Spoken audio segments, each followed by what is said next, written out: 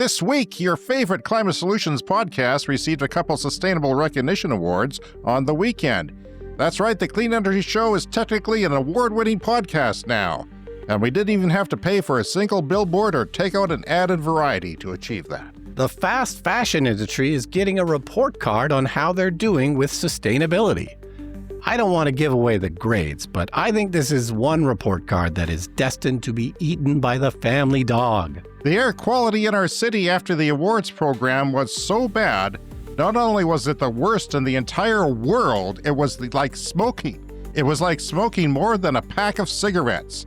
Ah, the cool, refreshing taste of an air quality index of 446. Now, James, I have a solution for this. The great taste of menthol comes from peppermint and cornmeal plants, so if we just plant a ton of all that stuff in our forests, breathing in the smoke will be like enjoying some menthol cigarettes. Oh boy, all that and more this edition of the Clean Energy Show. Those researching sustainability in Saskatchewan gathered today at the University of Regina. Recipients acquired certificates for projects that were based on the United Nations 17 Sustainable Goals.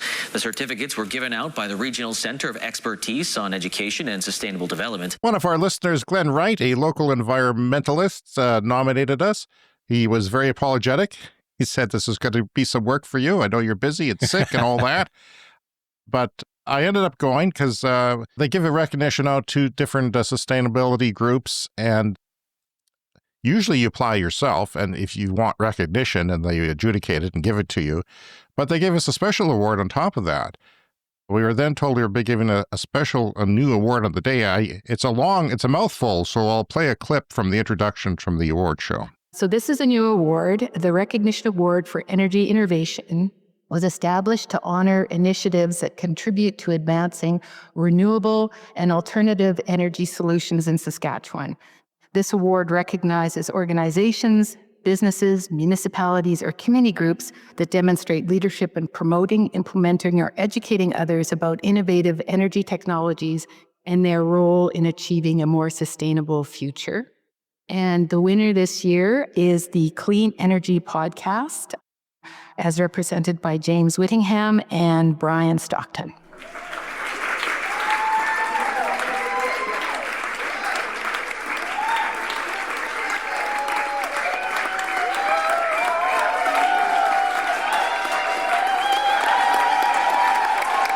Okay, that's fake. I thought that might be a little embellished. I was watching to see the point where you would catch on.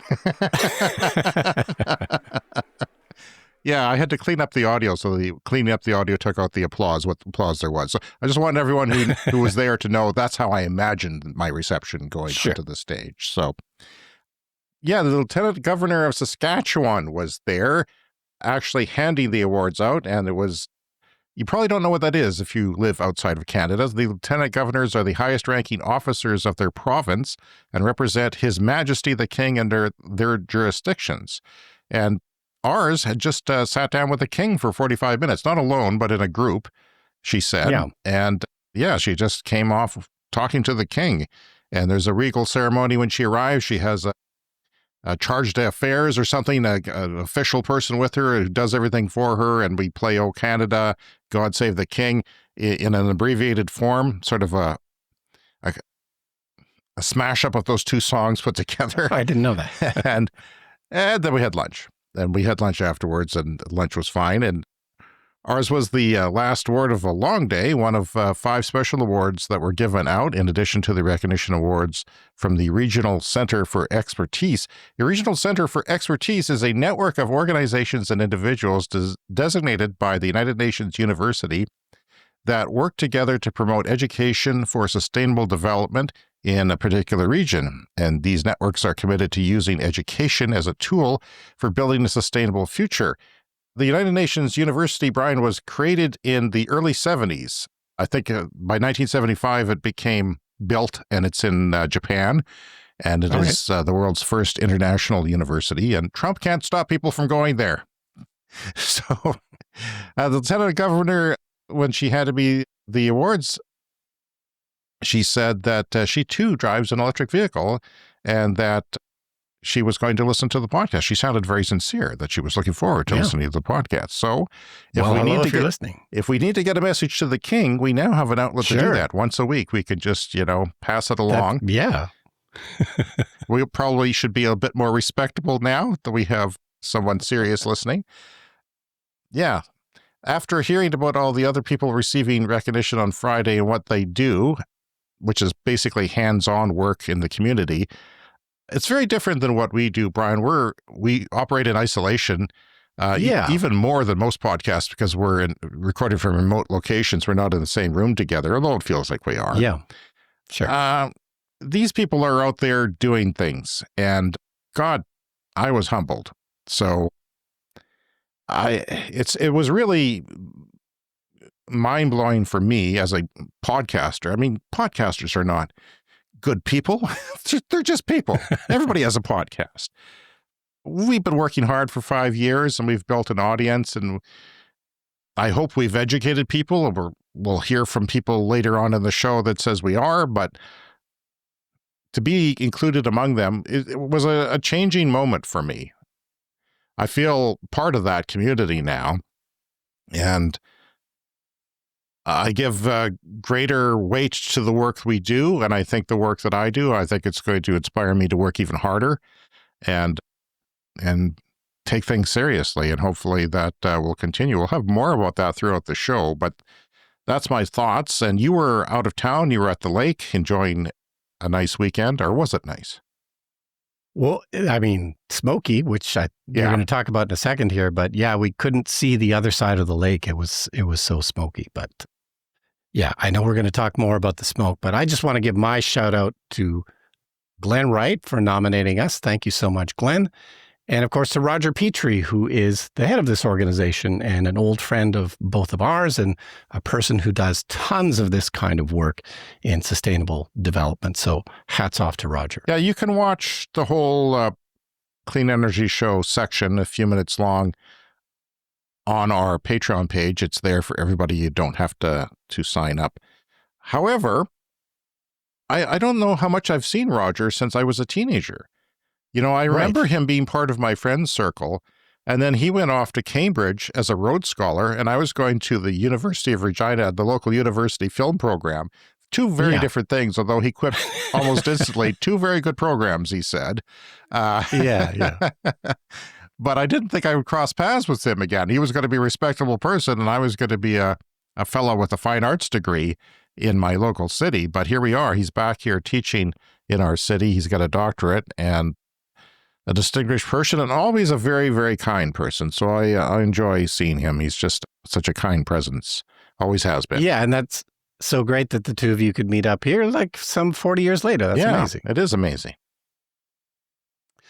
All right, so we were talking about fast fashion a few weeks ago on the show, a topic we delve into occasionally because, as we know, there's a pretty large carbon footprint to the clothing industry, and it's one of those things that's getting worse instead of better because people's habits in terms of fashion have really changed in the last couple of decades, and they've changed towards fast fashion, more disposable kind of clothing. And as we reported a couple of weeks ago, this ends up getting donated to charity shops, and there's just so much the charity shops can't take them. And of course, a lot of the clothing is made out of polyester, which basically doesn't decompose. It's going to be in our landfill for perhaps thousands of years. So this story from Bloomberg, a report card on fast fashion. This is a group called Stand.Earth. We are starting to see more of a division in the fashion sector, they said. We have this smaller group of companies actually putting money and staff into making this kind of change happen in terms of more sustainability. But the majority of fashion companies still aren't taking enough action in this. So H&M is one of the big companies in the world and a brand that people will probably know. Mm-hmm. I'm actually surprised to find them coming out on top. Yeah. So H&M, it's a Swedish company, and they sort of became big over here in North America maybe 20, 25 years ago. And I assume they're big all over the world now. And I remember kind of when they came out, like it was sort of a hip thing when H&M first sort of arrived here because it was a new and different thing. Like we didn't really have a label for fast fashion then, but here was the store selling inexpensive clothing that was fashionable. And, I remember it being kind of a hip and cool thing when it first came to Canada. But of course, if you want to maintain being a hip and cool thing, you have to start listening to people, and you have to start taking these kinds of concerns about sustainability seriously. So there's basically three of the biggest. They ranked something like 40 companies worldwide, this organization, Stand Earth. But the kind of the top three are H&M, which got a B+, which is not bad. So H&M is taking actually quite a few steps to eventually get to net zero. Inditex is the next one. That's also known as Zara. They got a C. And there's another company called Shine that got an F. So those are the three biggest ones. And yeah, I was surprised to see that H&M was kind of making so much progress. But it's a long way to go. So it says here, H&M was one of only 3 brands reviewed by Stand.Earth that met rigorous United Nations criteria for net zero target integrity. It was one of 6 that provided financing to suppliers to transition to clean energy, either directly or in the form of a bank loan, according to the report.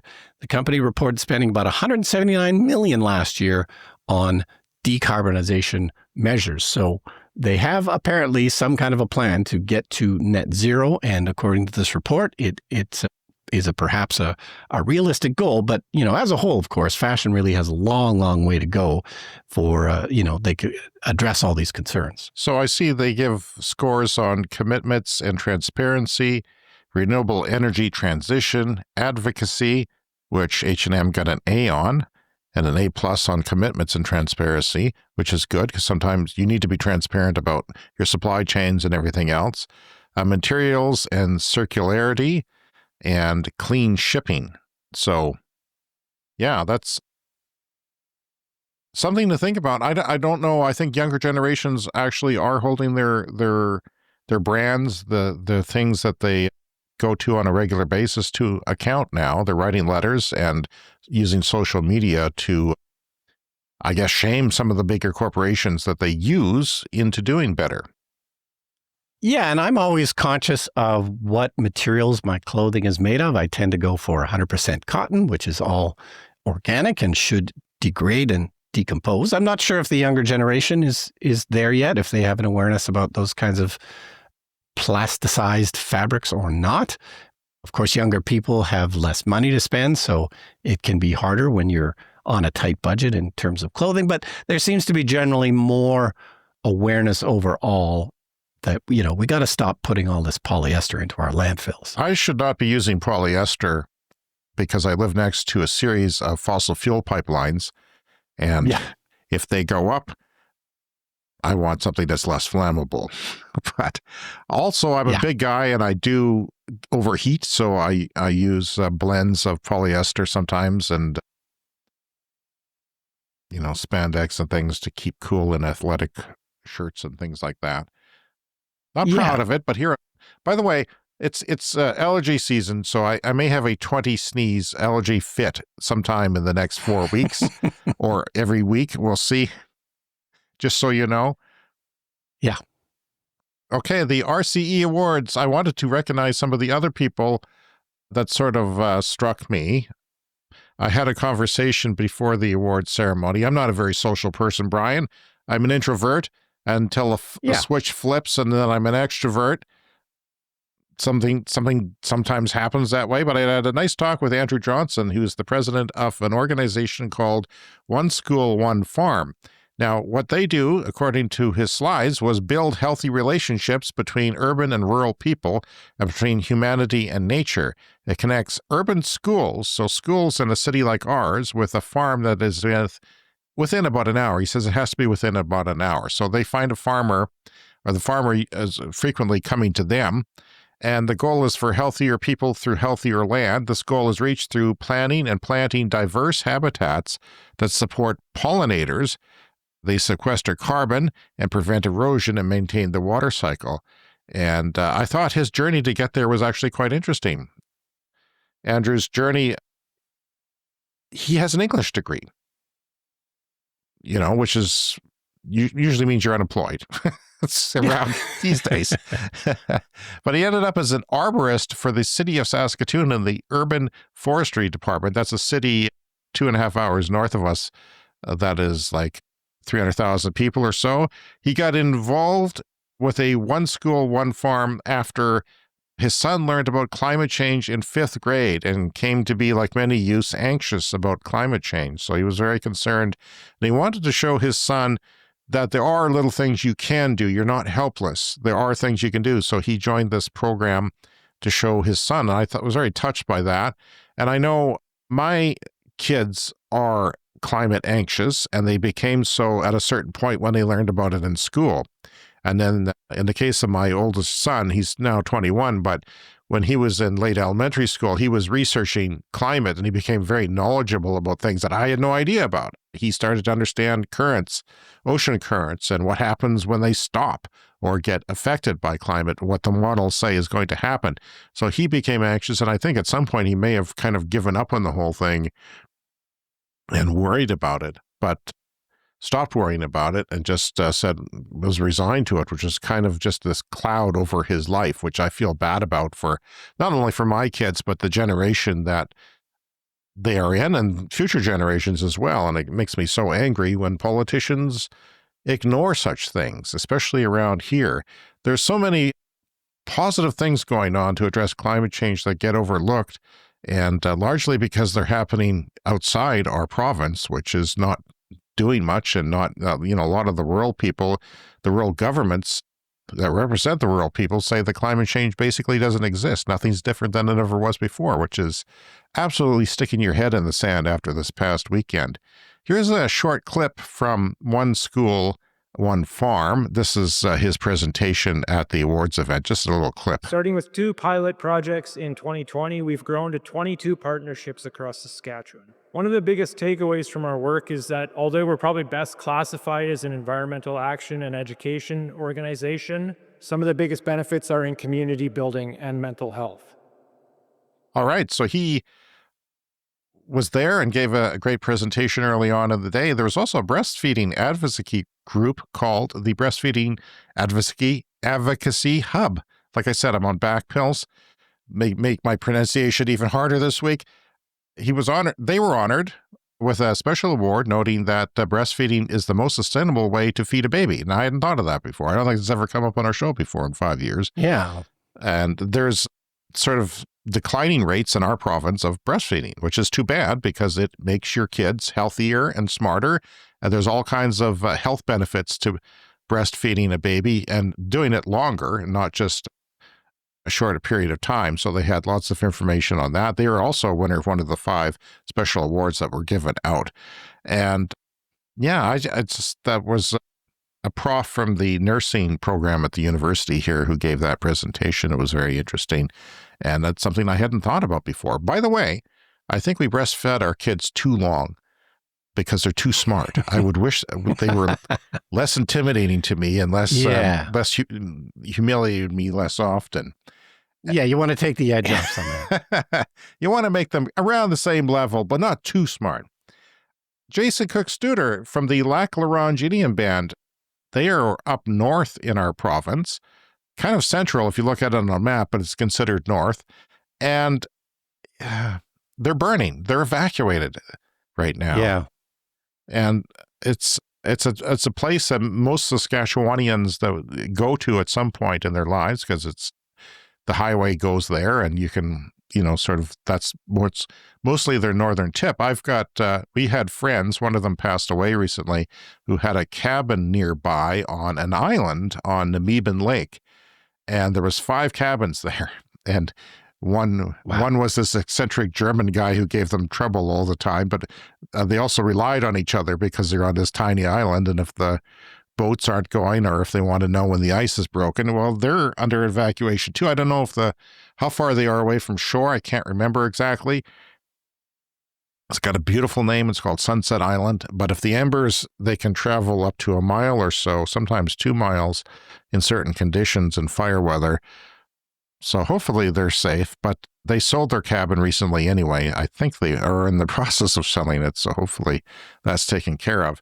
So Jason's organization is Pithes Wiskotu Community Energy.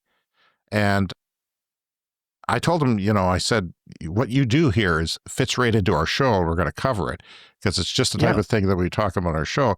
Jason is a former electrician, a former power utility linesman, and he decided one day that, going up on the power poles in the wintertime wasn't for him. So he got into other things, and he became a solar technician as well as other things. He does solar installs on trap lines. He teaches solar and is now making microgrids and district heating using wood that would otherwise be burned in a pile by the forestry industry. When the forestry industry comes in and takes the wood, there's a whole big giant pile left behind, and then they burn it. And he thought, well, we could use that for something. Why just burn it?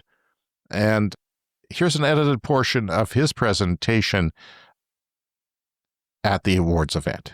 Hi, I'm Jason Cook-Studer from the Lackawanna Band.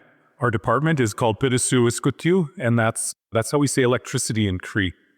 There is no actual word for electricity, and so it's a combination of two words. So Pidisu means bird, and Iskutu means fire. So we talked about Dogomal Pidisu, the firebird, the thunderbird, and a mythological creature that flies around and creates the winds and brings electricity and lightning to the ground and starts forest fires. We work on energy projects. We really start with engaging with elders in the community and youth in the schools and leadership and finding what some of the problems are that we can then address them with energy solutions. I'm also a solar technician, and I host information sessions, workshops, teaching trappers of the N8 and N9 Trappers Associations how to install some of these panels themselves. So some of the trappers then go out and they build their own, 2 kilowatt system. And then they're noticing now they don't have to bring gas out and they don't have to run their generator. Their trap line is much quieter. And so that's just one of the benefits. But that's really not my job. That's just something I do on the side. My main job as the manager, balancing all these different projects. So we got some projects related to biomass in Hall Lake. We're studying the rivers along Grandmother's Bay, Stanley Mission, Zucker River. We're looking at solar projects. We got 6 solar displays ready to go up. I guess the big problem is we're reliant on propane and electricity that's transmitted such a far distance. And the power line is not very reliable at times, especially right now. The risk of forest fire will take out that line for over a week, and then our communities will be out power. In the winter, the snowstorms can also take out the power line, and then we're without power for sometimes 3 or 4 days. And in the winter, it's worse because our elders and our youth are freezing. And so we're trying to build some resilience. We're trying to build some sustainable solutions to lower our footprint related to propane and whatnot. So we've renovated over 350 homes. And we got funding to do another 150 this year. We're looking at solar, battery microgrids, a biomass district heating project. So in Hall Lake, there's a lot of forestry, like I mentioned, and a lot of that wood is being hauled off to a sawmill. But there is lots of trees that are not going to the sawmill. They're not making its way there. And community members are concerned because every spring, those piles of wood, they're called burn piles because someone comes in and they burn them. And so there's 10 piles, bigger than this room, and they're just going up in smoke. And the community is concerned, like, how come there's a policy where we've removed wood stoves from our homes, we're reliant on propane, and we're just burning this wood in the field? And so there's these gaps in understanding why that is the way it is. And community, they're coming to our department with these concerns. And so that's where we get this project where we could wood chip those burn piles and burn them in a community fireplace that can be districtly, we can pump the heat around to the other community buildings, lowering our reliance on the propane in the winter.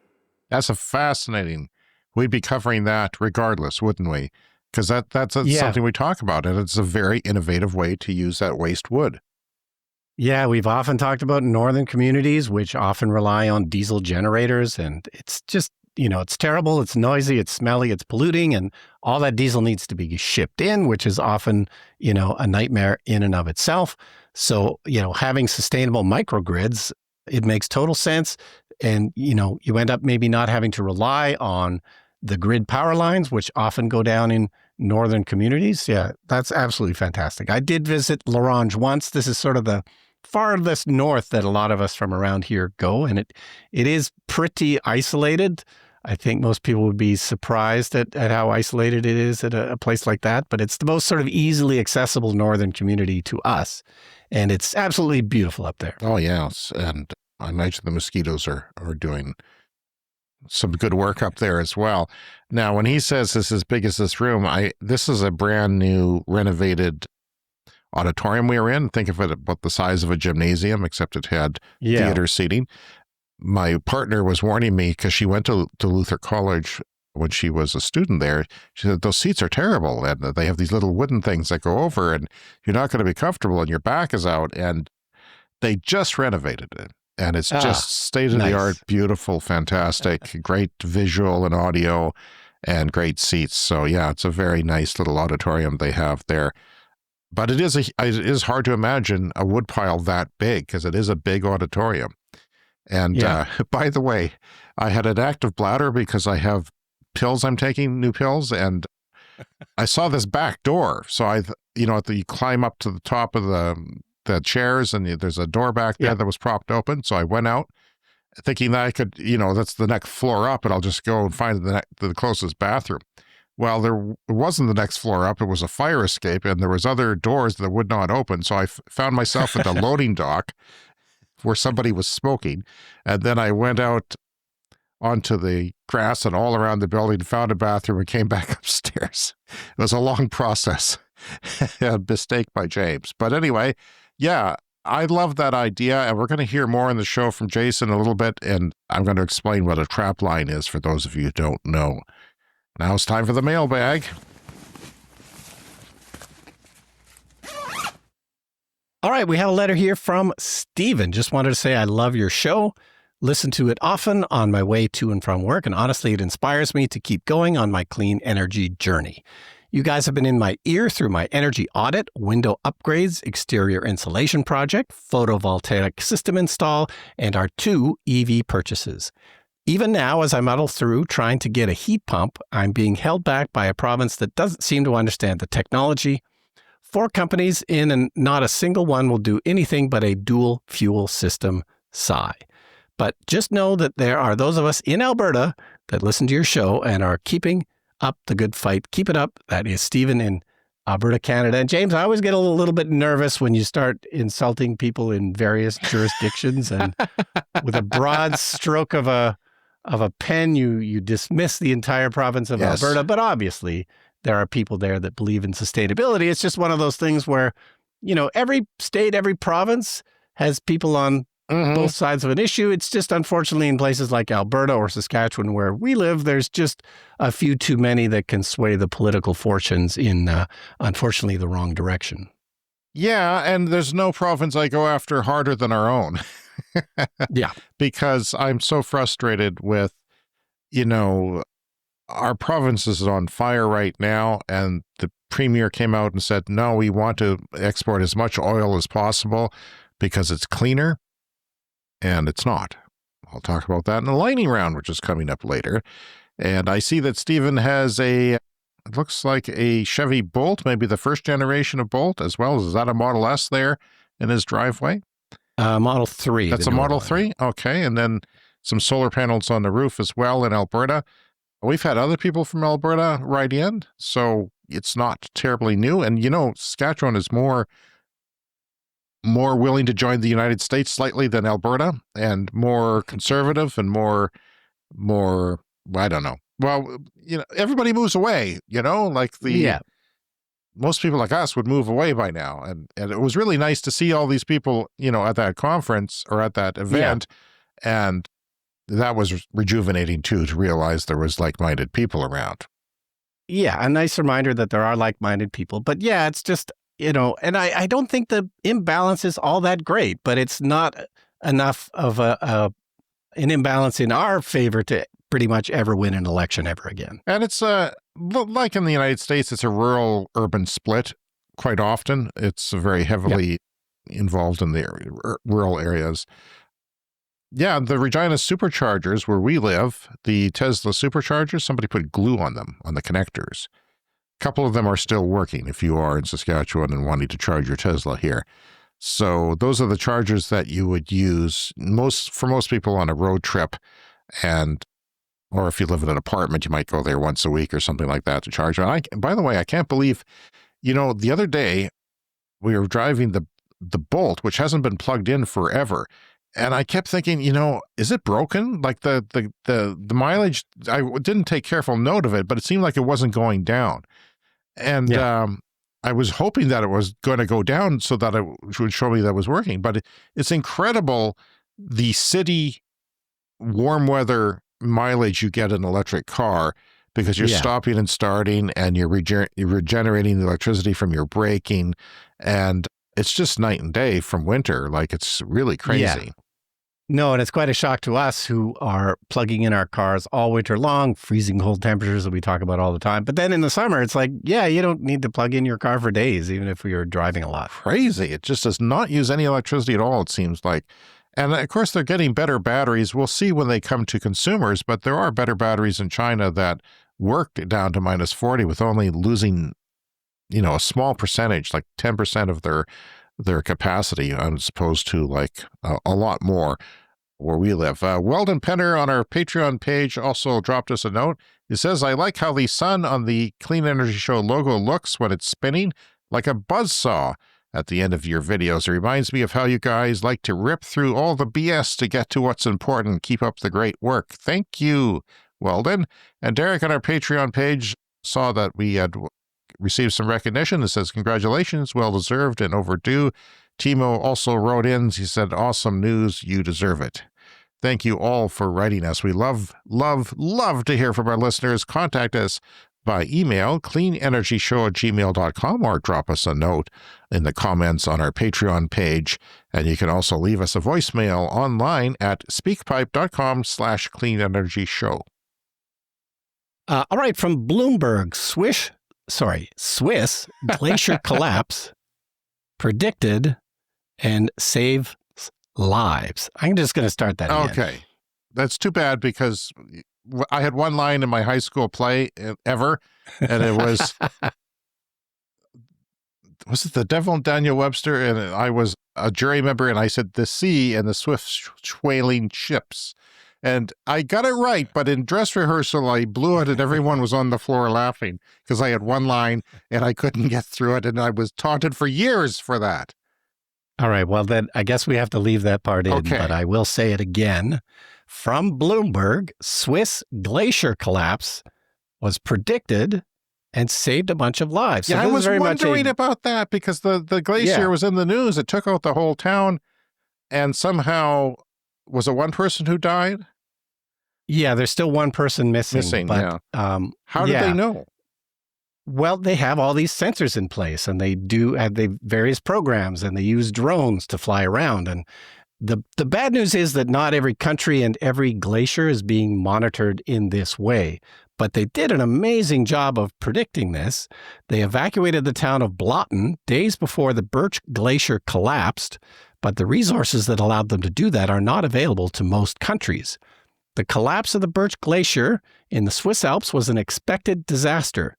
Authorities and scientists had been monitoring the area closely, and when the first signs of instability started to appear, over a week before the event, they evacuated the town, and this is a town sitting below the glacier. The landslide obliterated 90% of the village, and there is still one person missing, according to Swiss authorities. So apparently billions of people globally live downstream from glaciers, and at least 15 million are directly exposed to floods from glacial lakes.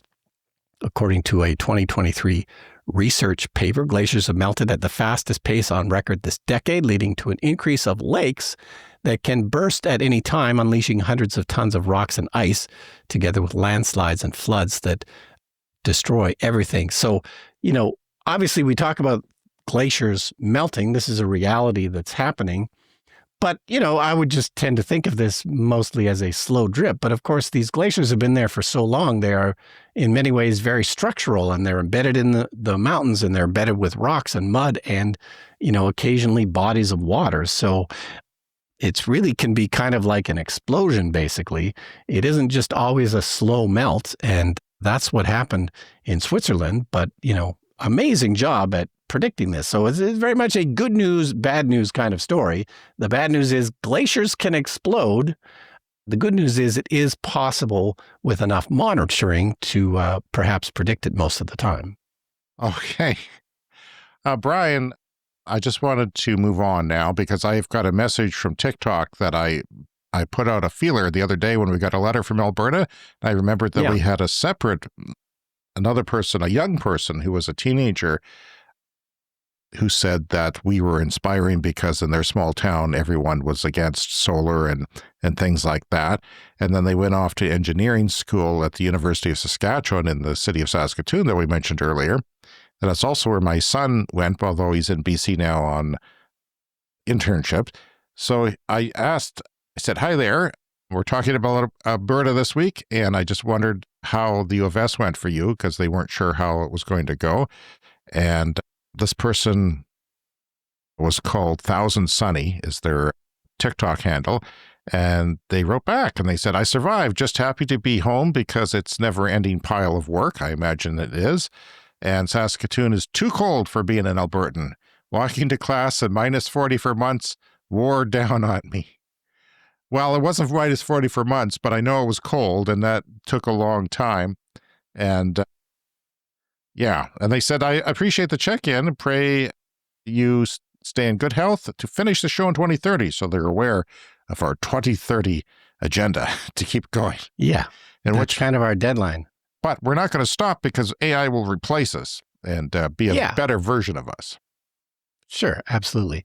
Back in the 90s, I did some work for Utopia Cafe, a local TV show that we maybe talked about before. But one of the stories I remember they had back in the 90s, that quick little human interest story about a guy who was living on the U of S campus and basically didn't go outside the whole semester. That this guy had figured out that he could not, all the buildings were connected and was able to stay inside for months at a time because it's so damn cold in the winter.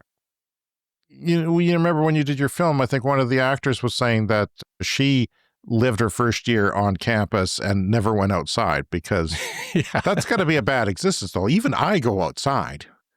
Yeah. I'm in the wintertime, I go outside. I don't like it sometimes, though, but we live here. All right, Brian, I want to talk about after the awards program now, where I told you I went to the bathroom, so I was outside and it was fine, but I had no connection to the outdoors because we had lunch, we had coffee inside, but we decided to take the group photo outside after the Clean Energy Show received its prestigious award, and then it hit me. It was the worst air I've ever breathed, and I don't know. The timing of it was quite interesting for that to happen after a sustainability event like that. And then you walk outside with everyone, and it was absolutely terrible. You weren't in town, but there was a cold front that sort of bunched up the air. And I have a picture on our Patreon page of, by the way, I got 2 parking tickets, but I fought them because I wrote my number down wrong on the app, my plate number, and they accepted it. I did some screen captures and they got back to me. So that's very nice because parking tickets are a lot more expensive than they were in my day. And I got in trouble in my day. They were $5 and I couldn't even pay that. And I had to go to court, and it was unpleasant because I never had a parking pass. But that air was brown and it was hard to breathe, and it was nothing like. And I've breathed bad air from forest fires before. I've breathed the Toronto smog in the late 90s when it was still pretty bad on times, but this was nothing like that. And my son said, well, why don't you look up the history to see what it was at that time? So I did with the AQI, the Air Quality Index, based on the U.S. standard, and it was 446, which is considered hazardous. And 300 is where the hazardous level starts. So it was hazardous plus 50%, the way I see it. And it was just atrocious. People were worried that they couldn't drive back. The forest fires aren't in our backyard. They're hundreds of kilometers away, the person who drove down from Prince Albert, he was, that's a long drive. That's a long ways away. And some of them are a bit closer, but they're not that close. They're hundreds of kilometers away. And it was terrible. I know you guys in the States are experiencing it as well, but it's not like we had that day. There was, wind, there was low humidity, there was some heat, there was drought. There's that fire weather from John Valent who says that 30 degrees Celsius, 30% humidity, and 30-kilometer winds create very bad fire weather conditions. Unlike what we used to have in the previous century, this is very different. So the hazardous category is the highest category, 346. 380 is like breathing 50 cigarettes. Ours was 446. So if we had that all day, you would have to breathe, you would have to smoke, 60 cigarettes if we had that all day. Fortunately, it didn't stick around all day. My daughter texted me. She said there's haze in the hallway at school. She couldn't look down the hallway indoors without seeing a smoke haze. That's how bad it was. She thought there was a fire in the woodworking department, or they had, created smoke from working in there.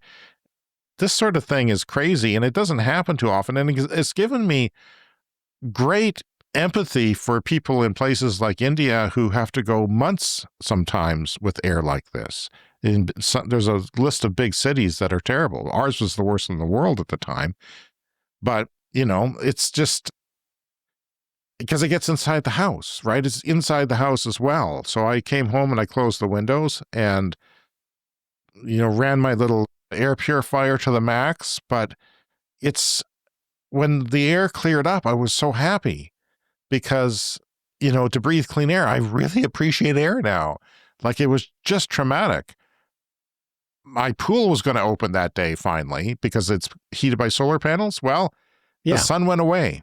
So there was no heat in my pool, and it's not been warm since because of the heat. And of course, our solar electricity panels on our roof took a huge hit as well. So when it's in that hazardous range, you have to avoid strenuous outdoor activities, keep windows and doors closed, use clean air filters in your home, wear a well-fitting respirator if you must go outdoors. And, there's a lot of bad things that happen, and it affects not only the unhealthy, Brian, it affects everyone, right? So some bad air quality can affect the people who are sick, but when it gets this bad, it affects everyone, and you cannot do strenuous work.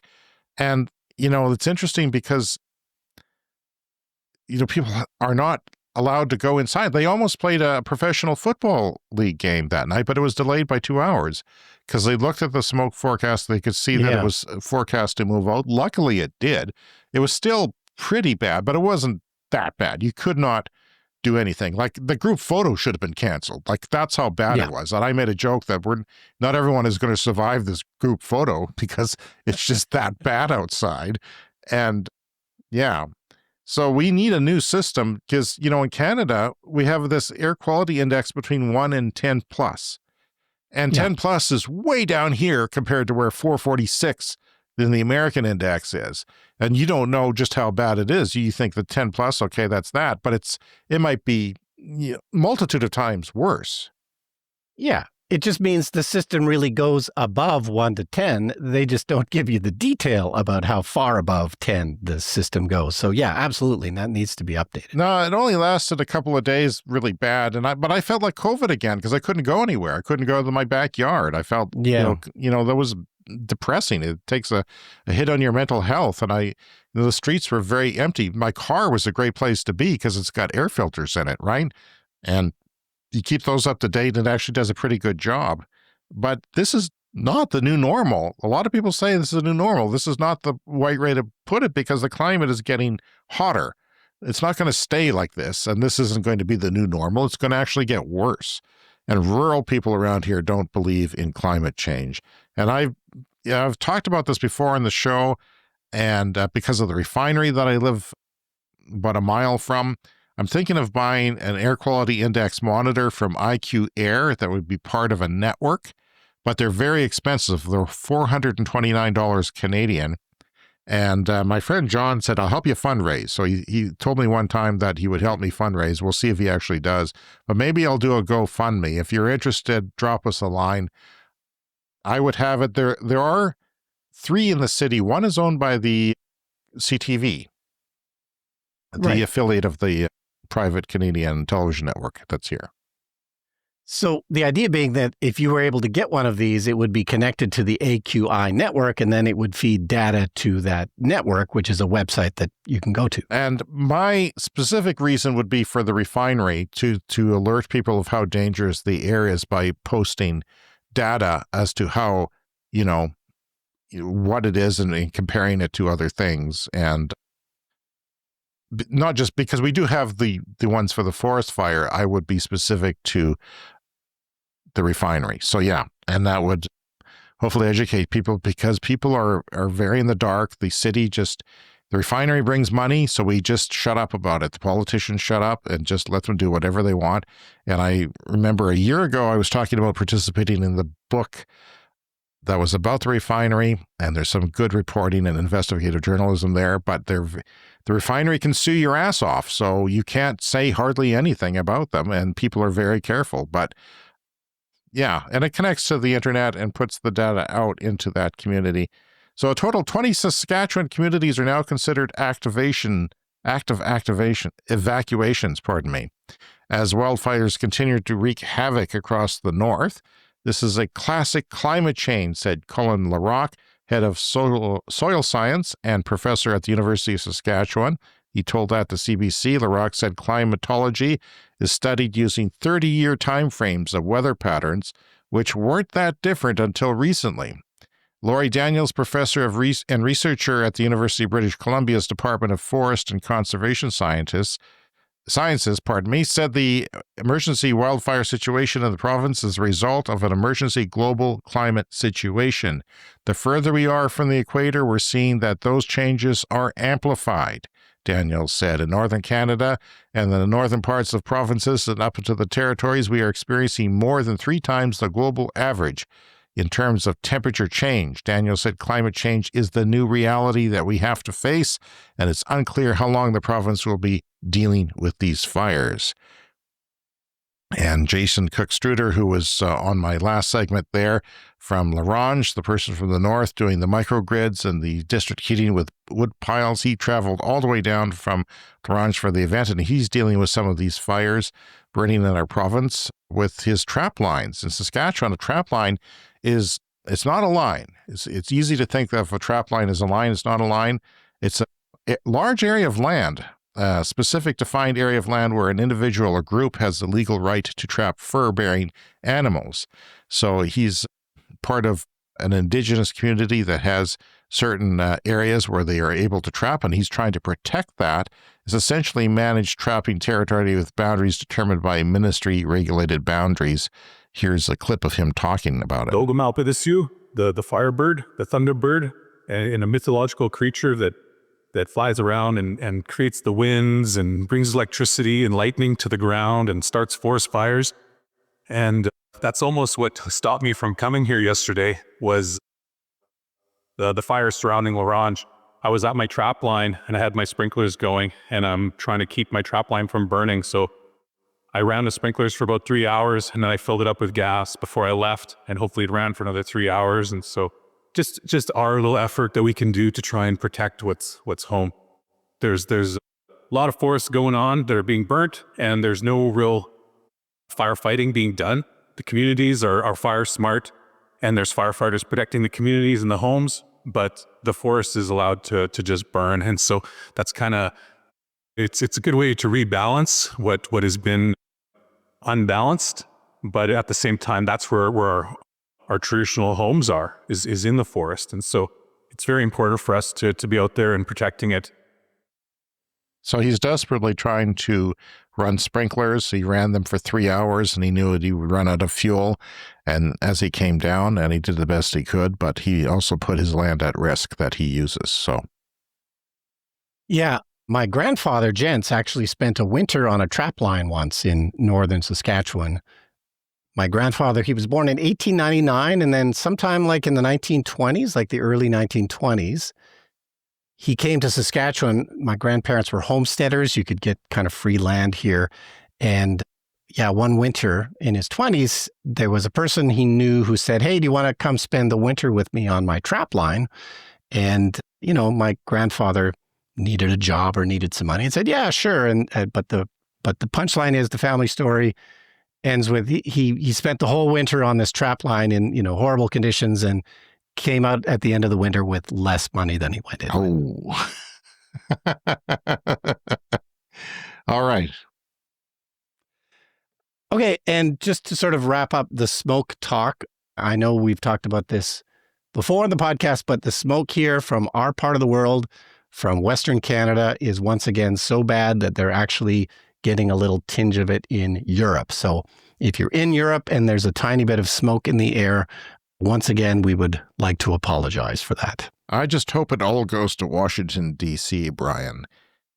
Join our Patreon today as a paying member and get access to our exclusive Patreon episodes. You can now support us for as little as $1 a month on our Patreon page. Some of the perks are ad-free episodes, exclusive access to the Discord server, discounts on our merch, early access to our episodes before the public gets them, behind-the-scenes material with private updates, and thank you credits on our video podcast and shout-outs on our audio podcast, which we'll do today because it is the first podcast episode of the month. And I also want to thank some of our newest members, Doug, David, John without an H, and Nylia, Jamie, and Richard. And we'll talk more about our Patreon members, give them a shout out at the end of the show. Thank you all to support our show.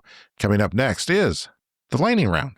It's time for the lightning round. The lightning round is a fast-paced look at the latest headlines in climate, clean energy, and transportation.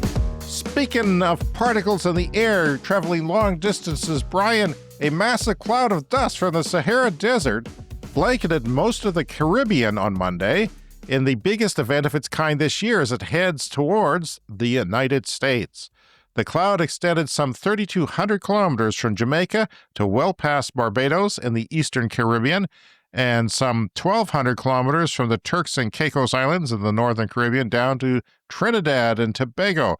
This plume is expected to hit Florida, Louisiana, Alabama, and Mississippi later this week and into the weekend, although it is expected to be a little bit more diluted.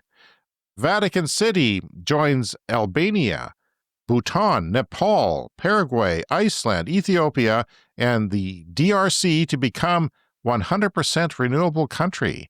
Way to go, Vatican City. Got to get the Pope on the show. Excellent. Got to get the Pope on the show. The EU is within 1% of reaching its 2030 climate goals, the European Union. And it's time for a CS Fast Fact. Producing a barrel of oil in Saskatchewan results in higher emissions compared to Alberta and British Columbia, and the province's emissions intensity has actually been increasing, according to data compiled by Enverus Intelligence Research.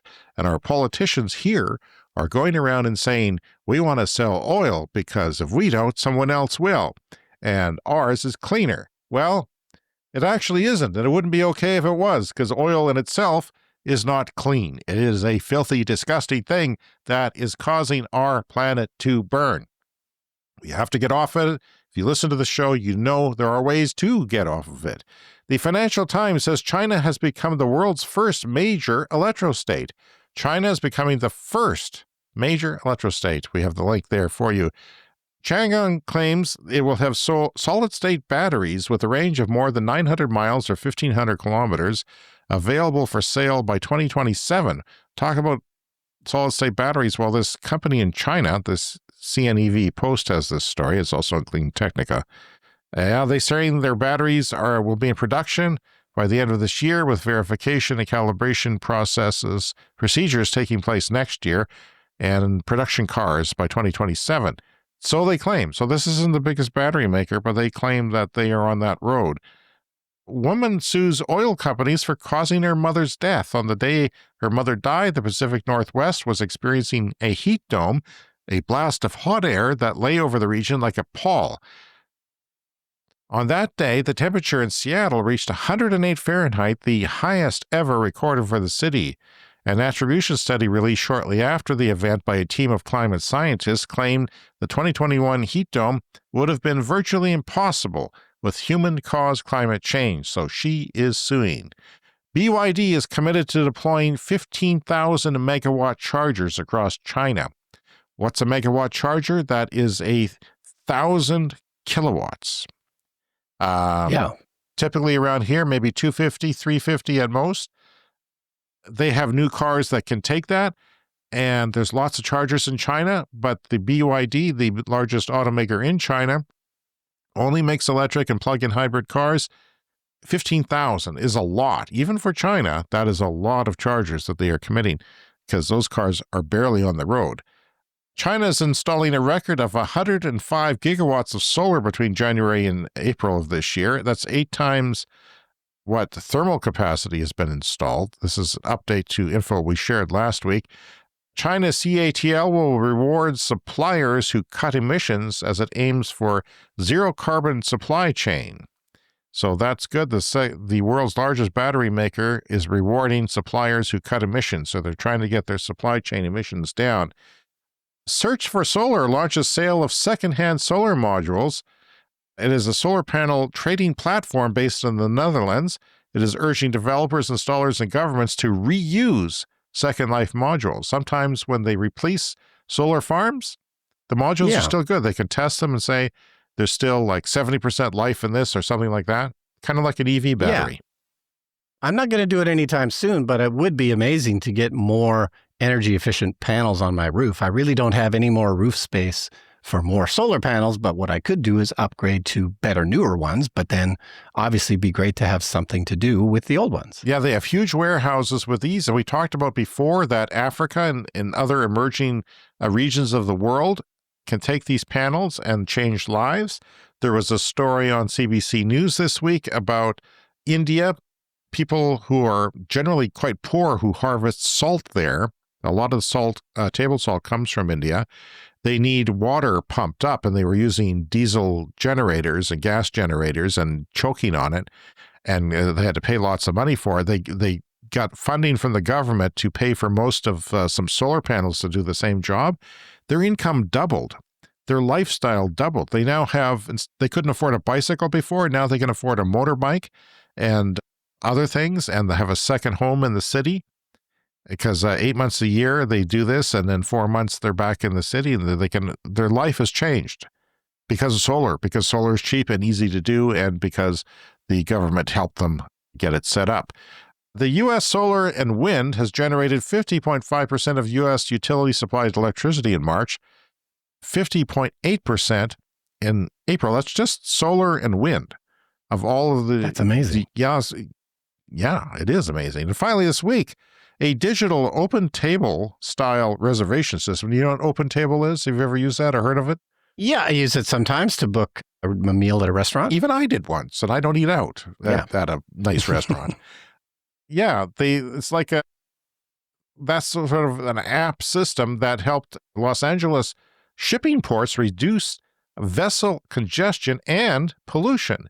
This is a low-tech solution that cut shipping emissions by up to 24%, and shipping emissions are bad because they burn the waste fuel that no one else wants, and it usually stinks and is horrible and black and terrible. A queuing system implemented at the ports of Los Angeles and Long Beach has reduced estimated carbon dioxide emissions by up to 24% per voyage between East Asia and Southern California. The system, which reserves a place in line for arriving vessels, allows captains to slow down without fear of losing their spot. So if they know that they're going to be sitting around, they don't have to worry. They can just take it slower and reduce their fuel consumption and emissions.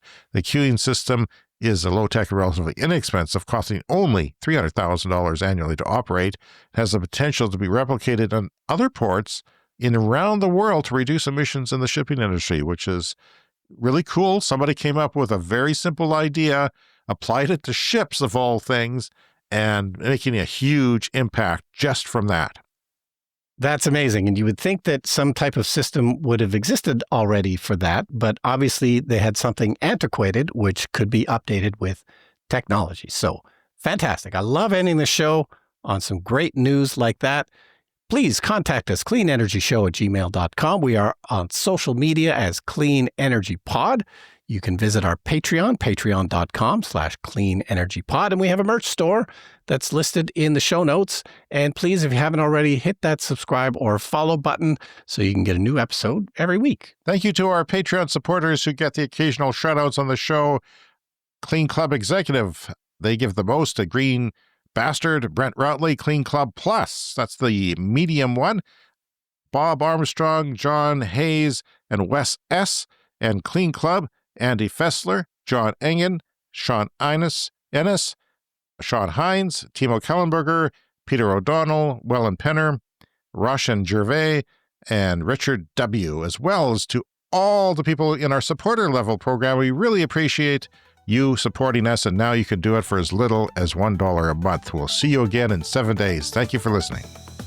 See you next week. The Clean Energy Show.